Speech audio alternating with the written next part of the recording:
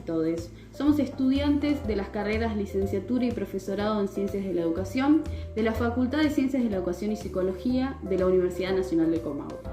En este video les proponemos abordar una relación del ámbito de la sociología de la educación, que es la relación entre hegemonía, educación y nuevo capitalismo. Pero antes, ¿qué es la hegemonía? Para poder entender esto, vamos a ver las categorías teóricas que nos propone Antonio Gramsci, un político, filósofo y economista italiano del siglo XIX. Antonio Gramsci fue un socialista italiano a fines del siglo XIX. Él rompe con las estructuras de la filosofía, de la sociología, de la política y acuña un nuevo término llamado hegemonía. Este exponente estuvo preso durante el régimen político fascista de Benito Mussolini y es allí donde escribe los cuadernos en la cárcel. Gramsci plantea que la hegemonía es una nueva forma de dominación de un grupo social sobre otro, pero que esta nueva forma de dominación es una imposición que es implícita, es cultural, es moral, es filosófica, que plantea solamente una única visión de mundo y que favorece a las clases dominantes.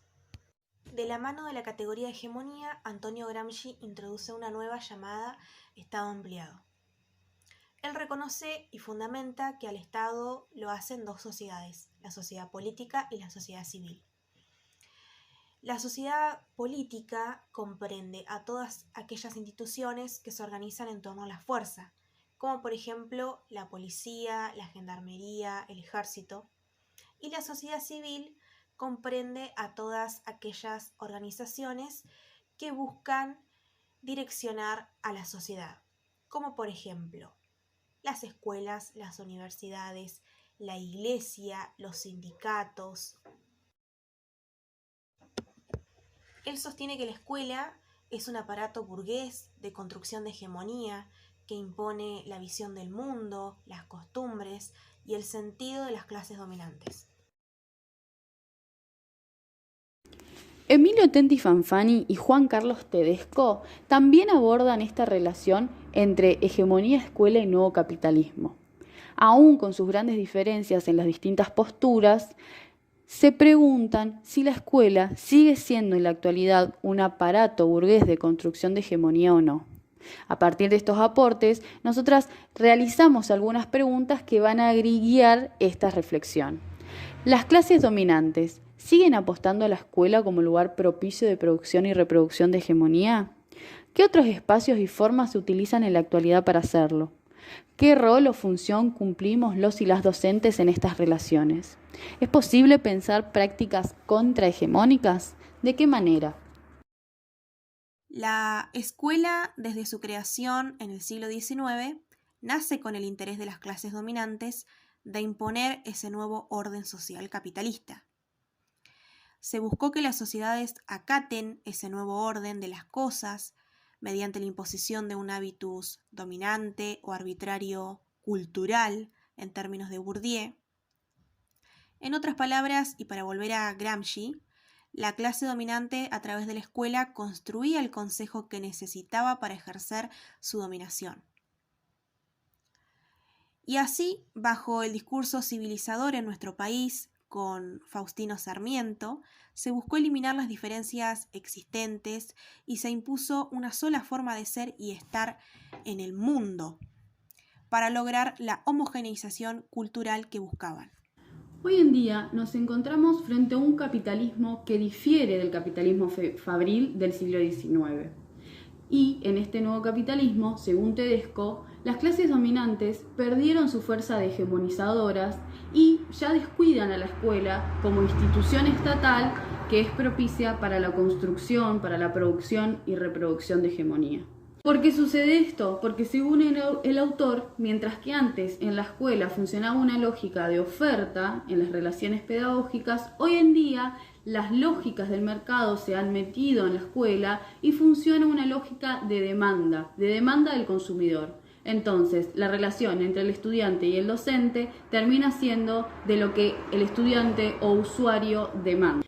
Entonces, Estas relaciones, cuando se meten en la escuela, funcionan como lógicas privadas del mercado, en donde también Tedesco aporta que hay una crisis en el proceso de transmisión. ¿Por qué? Porque el conocimiento, entonces, parece que es válido únicamente en la medida que tenga cierto valor.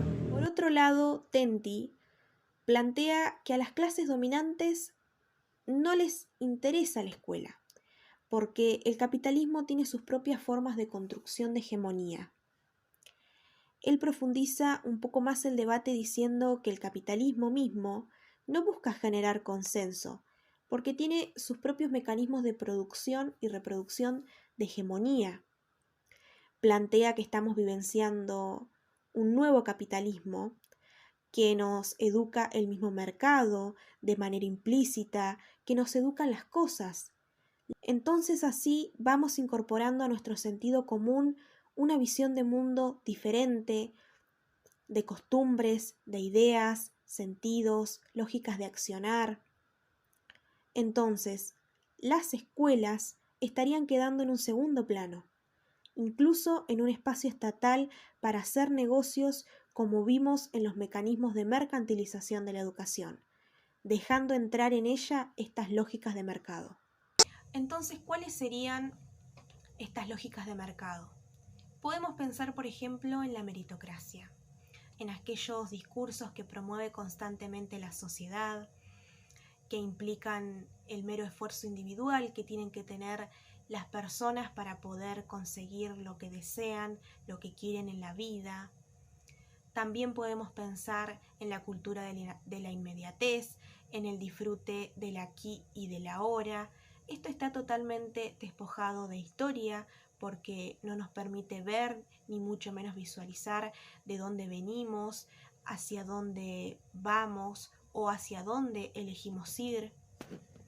Justamente esto está relacionado a el consumo. El disfrute del presente está relacionado al consumo, ¿sí? Aquí es donde podemos traer a colación a un sociólogo polaco llamado Bauman. Él metafóricamente plantea la categoría o el término de cultura líquida o modernidad líquida. Este autor plantea y propone que el mercado constantemente tiene que estar lanzando productos nuevos a la sociedad justamente porque no sabe con certeza el éxito que tendrán. Y justamente las tecnologías, las redes sociales, los medios de comunicación son los principales proveedores de esta cultura líquida. Si nos ponemos a pensar hoy en día qué es lo hegemónico, quizá encontremos en la escuela algunos puntapiés iniciales que nos permiten pensar en que una escuela contrahegemónica es posible. Incluso si retomamos los aportes de Tenty Fanfani y de Tedesco, nos dicen que la escuela debe ser el lugar donde podamos ofrecer experiencias que no se dan naturalmente en la vida cotidiana. Y si pensamos hoy que lo hegemónico es, por ejemplo, un imperialismo que llega a todos lados de la mano de marcas, de alimentos, de plataformas virtuales, de redes sociales, ¿no es acaso contrahegemónico construir un sentimiento de patria dentro de la escuela? Un sentimiento de patria que difiera de aquella patria que intentó homogeneizar las diferencias e imponerse como única forma de ser y estar en el mundo. Una patria grande que nos unifique a todos. Si lo hegemónico hoy en día son discursos neoliberales que apuntan al individualismo, ¿no es acaso contrahegemónico construir discursos y experiencias colectivistas? Si hoy lo hegemónico es el disfrute del ya y ahora, de la cultura de la inmediatez, ¿no es acaso contrahegemónico proponer desde la escuela la historia como instrumento que nos permite saber de dónde venimos para entender quiénes somos y soñar un futuro posible? Entonces, podemos pensar también cuál sería nuestra función como docentes. Y nosotras hemos esbozado algunas ideas en relación a esta pregunta. Creemos que justamente si las clases dominantes han desatendido en los últimos tiempos el rol de la escuela como constructora de subjetividades, es allí el espacio propicio para construir prácticas superadoras. Y para la revolución y la transformación, Gramsci nos ha dejado categorías muy interesantes que nos permiten salir de este aparente callejón sin salida y encontrar una salida esperanzadora. La categoría gramsciana de intelectual orgánico hace referencia a aquel sujeto que reflexiona sobre el mundo en el que vive e intenta cambiarlo. Y quizá seamos los y las docentes aquellos intelectuales orgánicos que con pequeñas prácticas intentemos romper con el famoso sentido común que al fin y al cabo es el mero ingrediente de la ideología que se instaura como hegemónica. Empecemos aportando nuestro pequeño granito de arena para cambiar algo de lo que nos incomoda en este mundo desigual y que además podamos también formar otros intelectuales orgánicos, aquellos jóvenes, niños y niñas o adultos que también nos encontramos en las aulas. Fanfani y Tedesco, aún en sus grandes diferencias, coinciden en que la escuela debe ser un espacio que ofrezca otras experiencias que no se dan naturalmente en la vida cotidiana. Una escuela que muestre que hay otras posibilidades, que hay otras formas de relacionarse, que otro mundo es posible y que todos y todas somos actores y actrices de esa transformación. Para ir terminando con este audiovisual, les compartimos 2 propuestas educativas que consideramos que son contrahegemónicas. Ambas fueron llevadas a cabo en la región del Alto Valle el año pasado. El Instituto número 9 Paulo Freire de la localidad de Centenario, el año 2020 tuvo que reinventarse para poder así seguir teniendo contacto con sus estudiantes. Docentes de las cátedras de primero y segundo año de las carreras Profesorado en Enseñanza Primaria y Profesorado de Lengua en Enseñanza Secundaria lanzaron una serie de micros radiales. Para poder llevar a cabo esta propuesta, tuvieron que pedirle ayuda, colaboración a la FM Fonseca de dicha localidad. La comunidad educativa sostiene que el año pasado implicó estar presos y presas de nuestro propio cuerpo y había que encontrar una salida. Y una posible salida era y es a través de la escucha, a través del compartir, a través de la conversa. Es así que los temas que se trataron a través de estos micros radiales filosóficos y literarios tuvieron que ver con la interpelación, tuvieron que ver con el amor, con la felicidad, con la muerte, con los medios de comunicación, con la angustia.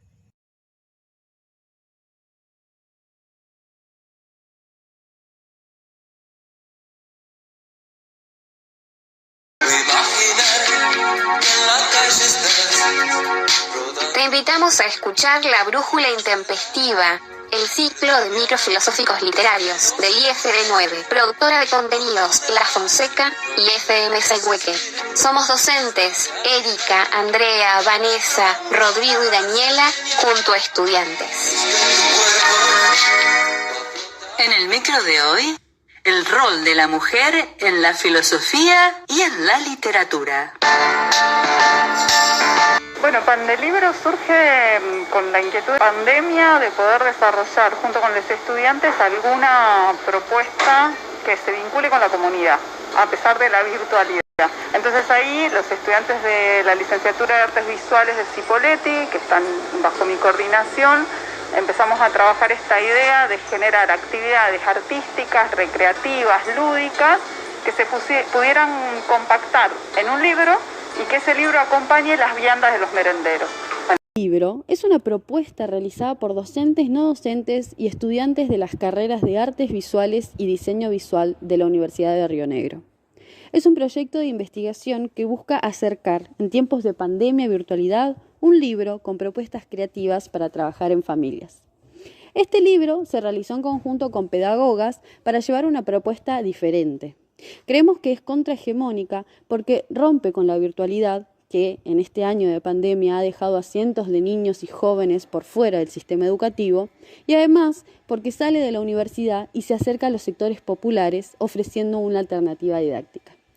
A través de gremios y tras el arduo trabajo de docentes, no docentes y estudiantes, se logró entregar el año pasado 170 pandelibros a comedores y merenderos de la ciudad de Fisque-Menuco, General Roca. Y se tiene previsto para este año llegar a comedores de Cipolletti y de la línea sur de nuestra provincia. Este pandelibro tiene actividades para todas las edades, incluso para los adultos. Algunas de ellas son rompecabezas, sopa de letras, ilustraciones, actividades de lectoescritura, juegos de mesa, actividades de reciclado, trabalenguas, poesías, cuentos. Todas estas actividades tienen una perspectiva regional. Se encuentran en este libro reflejados los paisajes patagónicos, los relatos, objetos, la fauna y la flora y características geográficas locales. Y de esta manera, mostrando estas experiencias contraculturales, vamos dando por finalizado este trabajo audiovisual, que lejos de buscar algunas respuestas cerradas y acabadas, es una invitación a la reflexión, para que colectivamente sigamos pensando cuáles son las formas y de qué manera podemos construir prácticas educativas contrahegemónicas.